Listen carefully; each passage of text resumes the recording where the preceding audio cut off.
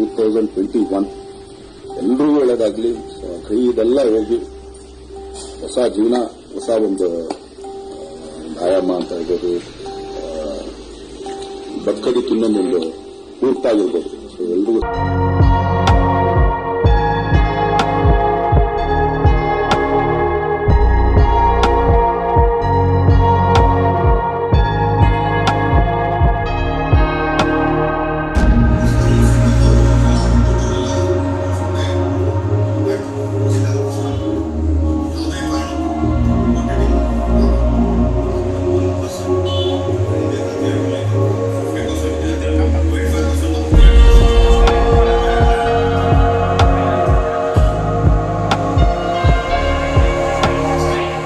ಈ ಮಾಹಿತಿ ನಿಮಗೆ ಇಷ್ಟವಾಗಿದ್ರೆ ಲೈಕ್ ಮಾಡಿ, ಶೇರ್ ಮಾಡಿ, ಹಾಗೆ ನಿಮ್ಮ ಅನಿಸಿಕೆ ಅಭಿಪ್ರಾಯಗಳನ್ನು ಕಾಮೆಂಟ್ ಬಾಕ್ಸ್ ನಲ್ಲಿ ಬರೆಯಿರಿ.